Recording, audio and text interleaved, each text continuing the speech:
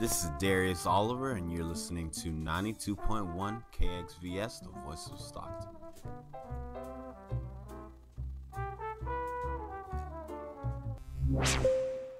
The views and opinions expressed in the following program do not necessarily reflect those of KXVS, the voice of Stockton, or its parents, affiliates, management, and staff. Hello everyone, this is Pedro Avila, founder of Roadfinch, and you're listening to Challenge Mode on KXVS, the voice of Stockton.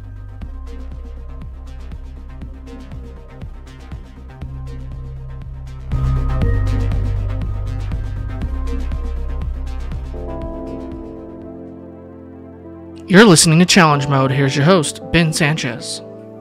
Hey Dustin, how's it going? Good, how are you? Good. This is a special quick edition of Challenge Mode. We got a couple of guys we're going to take a conference call with talking about the Valley Hackathon.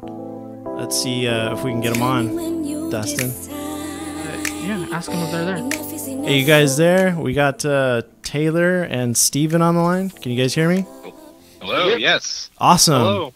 Thanks for taking the time out of your day to do this. I know it was really super last minute, and when I talked to Philip, we just kind of put it together really quick to help promote you guys in the Valley Hackathon.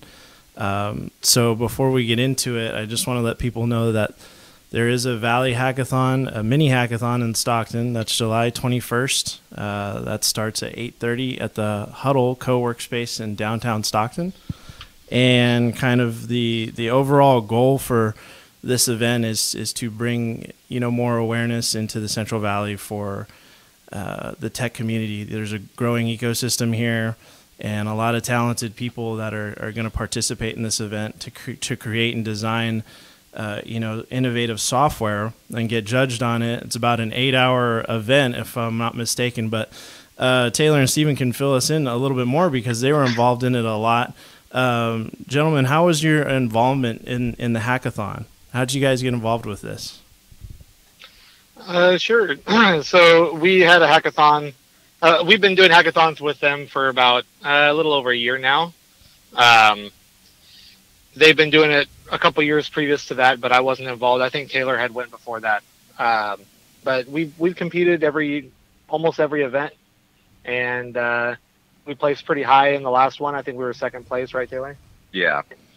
And then, we help out, because we're kind of pillars of the co-working space that hosts a lot of the stuff. So we tend to do a lot of extra stuff to help out with the event. Great. Give me let's let some of the people know a little bit of your backgrounds. What you guys do, where you guys are from, and how'd you get started in kind of entrepreneurship and working with these companies and startups. Okay. Taylor, you want to go first? Sure. So I actually was going to the Modesto Junior College for a few semesters, and I actually got introduced to Dale Phillips, who kind of helped me He introduced me to this awesome world of like, hey, here's all this GDG groups, Google developer groups, and all these other kinds of communities. And I was talking to my uncle, and through him, I got introduced to Nate Bunny, and I was his intern for a couple months, and that's how I knew about the hackathons. Started going to those, had a blast. It was a lot of fun, even for someone like me, who at the time had almost no experience in, professional programming. it was a lot of fun, and then just I fell in love with the craft. I love what I did. I love the people. I love the events. I loved everything about it. So I just started my own consulting thing, and now I'm a member at ValleyWorks, which is a co-working space that its mission is to grow the tech community here in the Central Valley, and is actually who Bay Valley Tech, who oversees ValleyWorks, also oversees these hackathons that we're trying to put on. Awesome. That sounds awesome. And then how about Steven? Tell us a little bit about your background, Steven. Yeah, my background is actually in manufacturing. I used to run a printing press for Pacific Southwest Container. I worked there for almost 10 years. I didn't really like the amount of hours that I was working and stuff, so we made a drastic change in my life, and I quit and started learning programming. That was in August of 2016. I picked up some mobile skills and started my own business doing consulting for creating apps for people. And when I did that, I met also with Nate Bunny, who introduced me to a co-working space called Mod Space at the time. And we've kind of integrated out into Valley Works, which is, part of Bay Valley Tech. So that's kind of how my startup came. I have since kind of sunsetted my personal business. I'm still supporting a couple of clients, but I took a full-time job with build.com. So I'm a mobile engineer for them. No, nice. That sounds exciting. You guys, did you guys ever think that would happen to you in your career? Like when you're kind of, thinking about this drastic change, is this going to work for me? Am I really going to like this? Did you guys do any research or have any support from other people to kind of get you there? Or what was your interest in that? I can say that, like, for me, it was, I talked extensively with my brother first, he's a UX engineer for Google. So he kind of gave me a little bit of a guidance as to how I wanted to start and which places to take classes from and stuff like that. But, I mean, as far as like support goes, like I wouldn't be able to do it without my wife, who supported me all the way through. And, I mean, I'm shocked that I've been able to come as far as I have. Yeah, that I can say the same thing too. When I was interning for Nate Bunny, I was just kind of just some college person that didn't really know what he was doing, and I just went to the hackathon and I thought, oh, well, this is cool. Let's just keep doing this because this is fun. And then, as I got more involved with the community and with, the industry of computer science, programming and all that, I just fell in love with it. And then, just started learning more, getting involved with more people, started picking up clients in my own work, and, everything kind of just fell in place. And, looking back now, it's like, wow, I would have never expected I would be where I'm at today, knowing the people that I know today. If you asked me that, just a year and a half ago, I would say, no, you're crazy. So yeah, and that's amazing how that works, right? Like how you intern or you meet one person and you meet like a network of people through where you're working, and like a co-working space is just this really awesome, unique place to collaborate with all these people, right? Definitely. Yeah. The power of community. Definitely. And are you guys from both out of Modesto? Are you guys both local out there? Yeah. Well, I mean, Taylor's from Oakdale, I think, but I'm from Modesto currently. Only about 30 minutes away from Modesto. So. Right. So I always ask this on the show to my guests. What do you guys think an entrepreneur is? If you had to define it, or your own definition, your own thoughts on it, what do you feel as an entrepreneur? I would say it's someone who goes and does their own thing to make their life happen. Not really necessarily relying on a boss to tell you what to do, or somebody to give you suggestions as to how to run your life. Just kind of going out and doing your own thing and making it work. Yeah, it's like, if you have a passion, if you really just want to do something and you love, whatever it may be, in this case for me, it's, the computers, I like software development. An entrepreneur is someone who says, hey, I have this passion for something. I'm going to just buckle down and I'm just going to discipline myself in that field and just go for it, and whether or not they're successful, doesn't really matter. Most entrepreneurs will make a lot of mistakes in their first passes, right? But it's that learning and developing, their character, gaining wisdom and insight in their field, and just, it's their ability to pick themselves up when they fall. Yeah, I think a lot of it is how you handle failure. Yeah.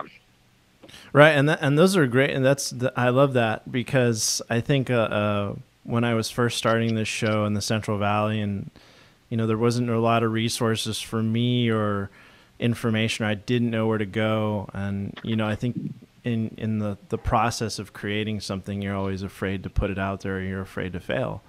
And I think learning from all of the entrepreneurs you know, just to hear their stories, to say, you know, it's okay to fail. It's okay to do that, because then you can, you know, go back to the drawing board and meet with other people and collaborate in a co-working space and bounce those ideas off other people and kind of keep moving forward. It's again, like you know, you'd said community was really a big part of, you know, where how much I have built, you know, a podcast and a brand and just inspiration from. Yeah, exactly.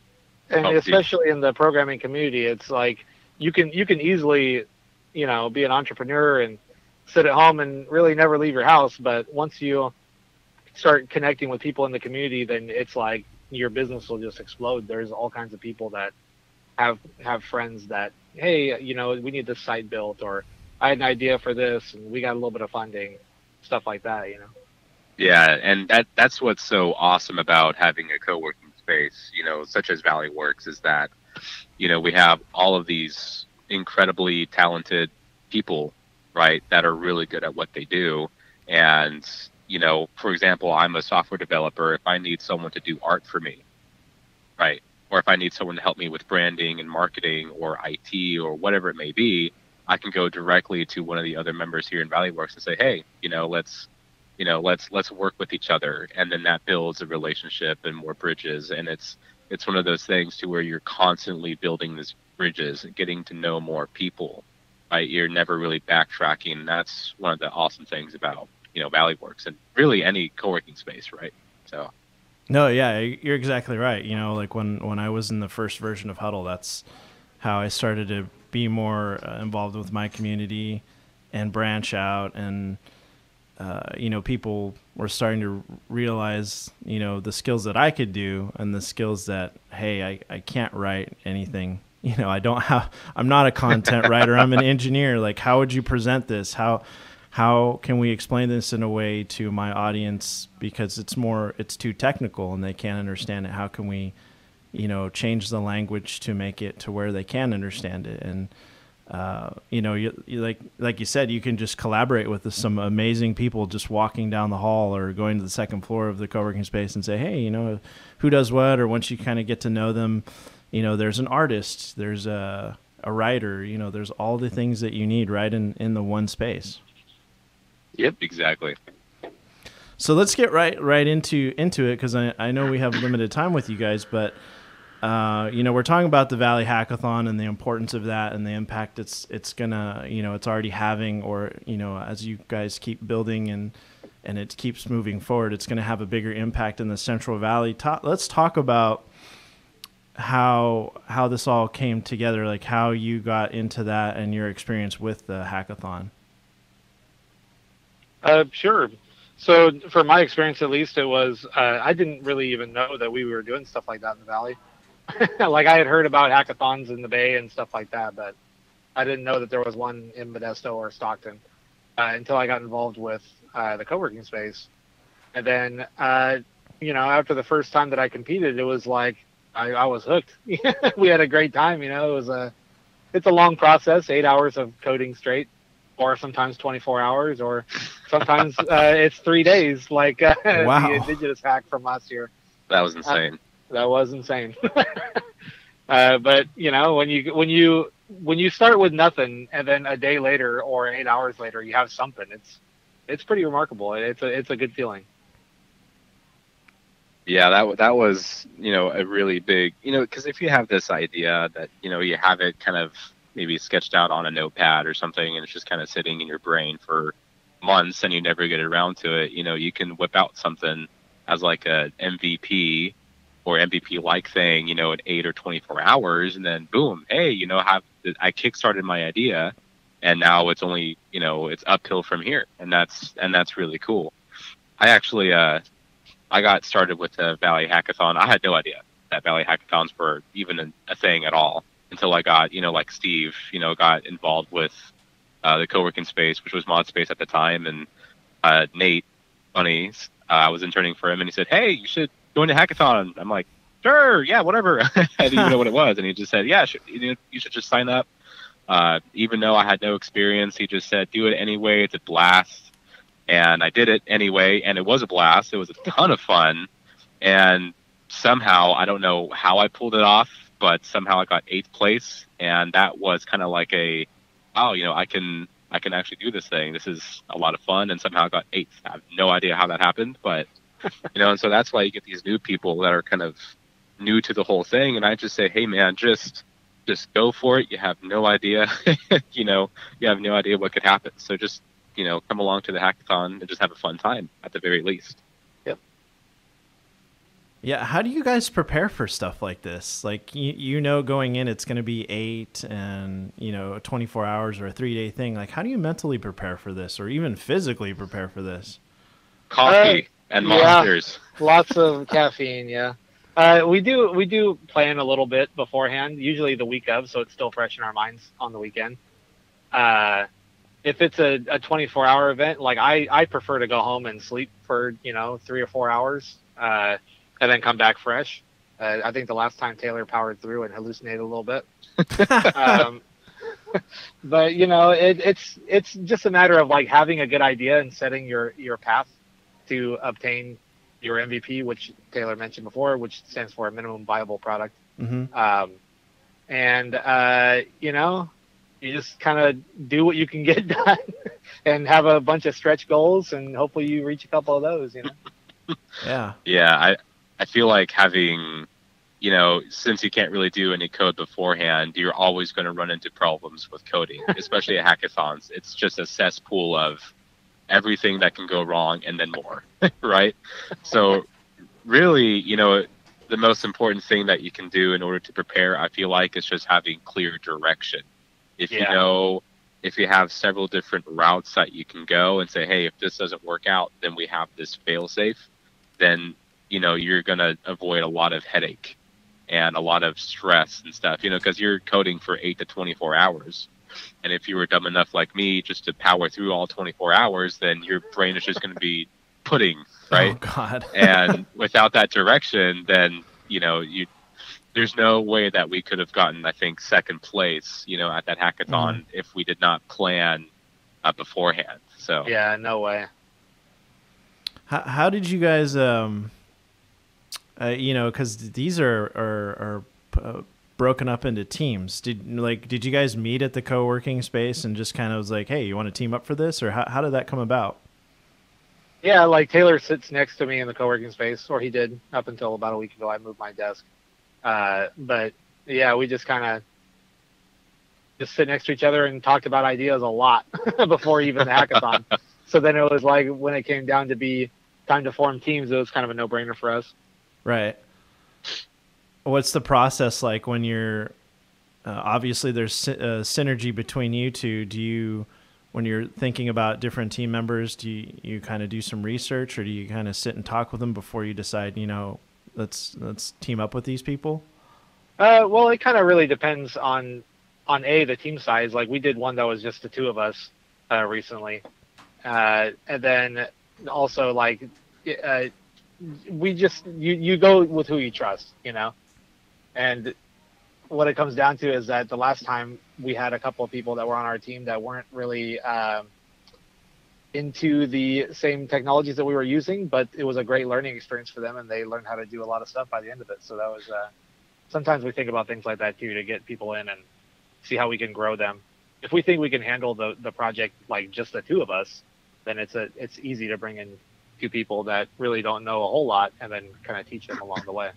Yeah, it's an incredible opportunity.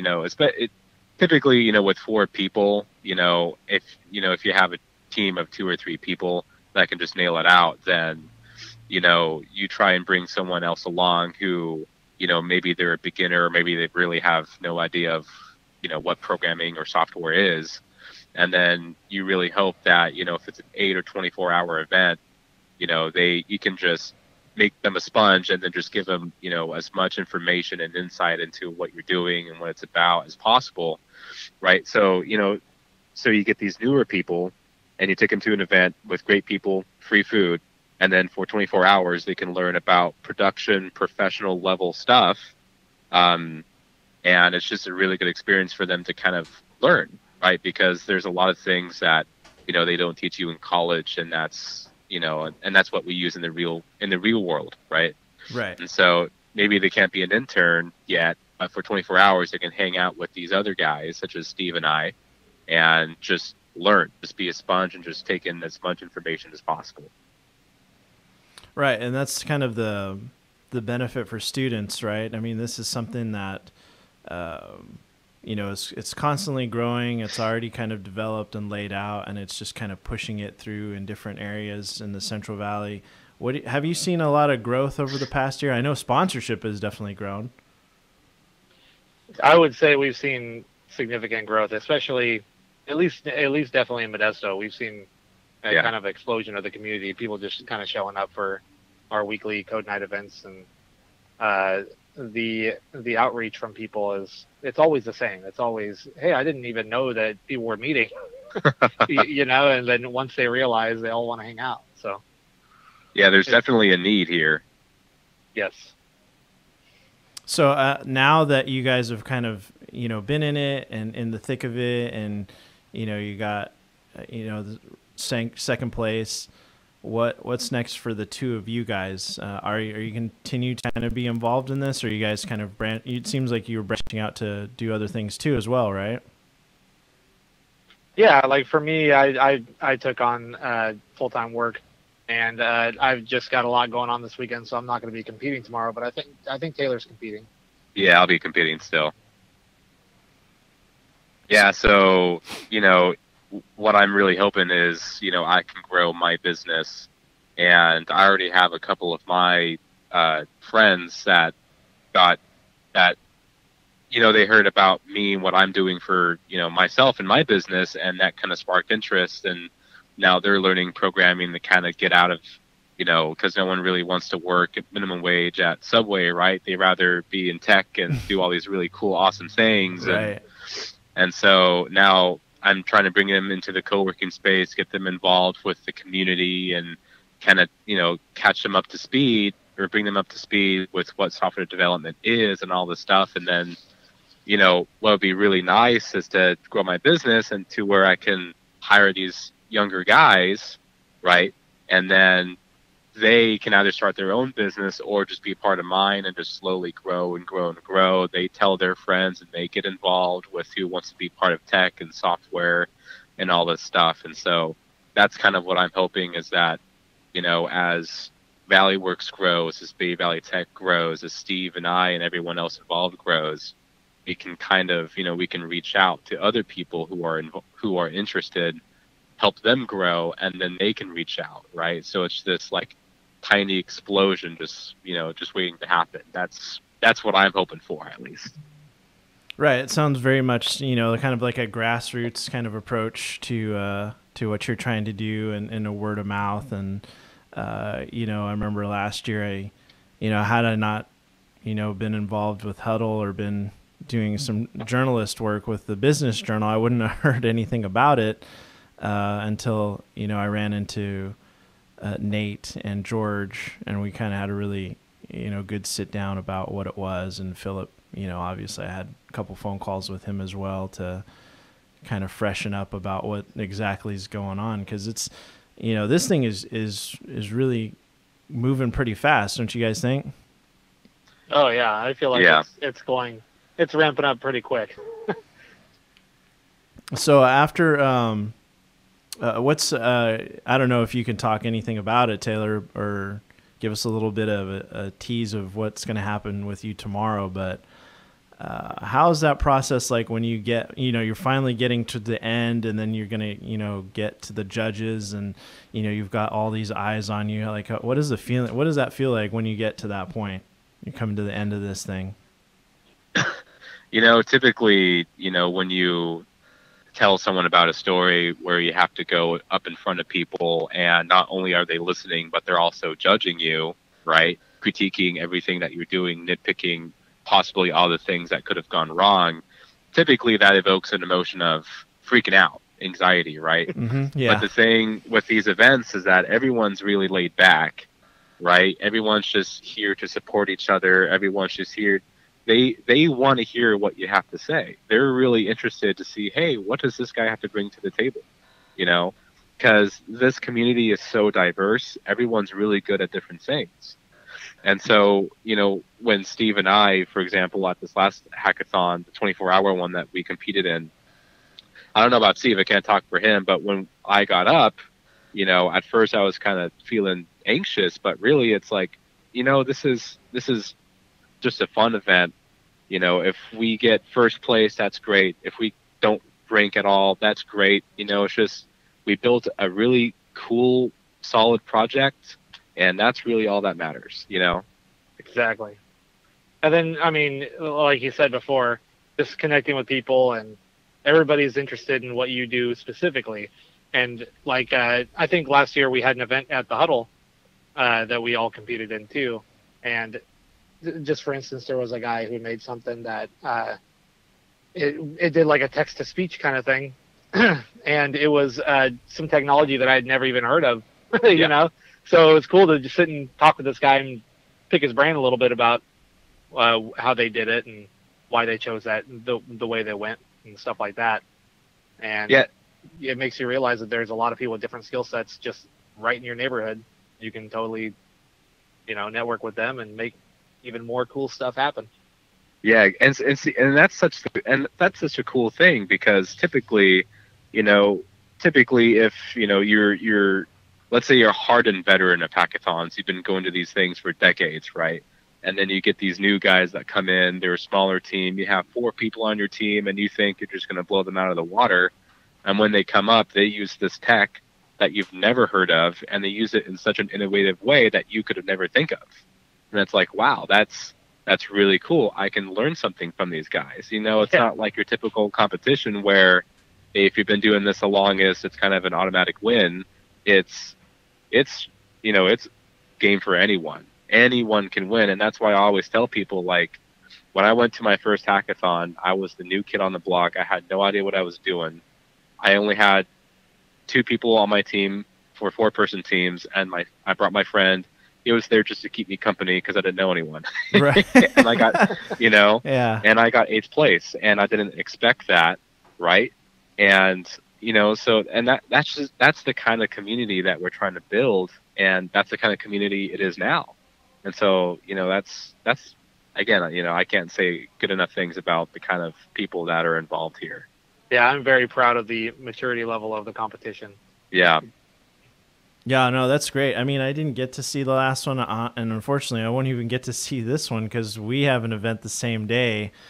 And, it's like I really want to check one of these out when I have some time. But, I mean, it's really exciting to talk with Nate and to talk with Philip and you guys about, what's happening, because I just think more people, this is why we're doing this, and this is why we're pushing this out is to let people know and build more awareness to the hackathon and the benefits of it, and really to, because that's another question I want to ask before we kind of wrap up here is these really gave people opportunities, right? People who might be looking for work or just want to learn more about, programming or software development, and this gives them an opportunity, right, to kind of get their feet wet and learn. Yeah, definitely. For me specifically, like I honestly feel like I wouldn't have gotten the job that I got if me and Taylor had not made our big hackathon project, because I showed it to them in the interview. They were highly impressed by it. It was a way to kind of exhibit what I could get done in a short period of time, and it was honestly, I feel like it was life-changing for me. So. Yeah, you get these, it's not just, these hackathons and the community is not just built with people who are just interested in tech and are trying to learn, but also people who are, looking for talent and looking for these guys that are interested in tech and software and all this kind of stuff. I want to say that, Steve, got his job with Build. We have another person who just found a job in machine learning, and another one who's now working at Gallo, and all these all these people that were looking for work found work, through the co-working space, through these events. And, it's, so for anyone that's looking for work, these recruiters come to these events and they're looking for talent, right? Yep. And so sometimes they're judges at the events too. Yeah, exactly. So, yeah.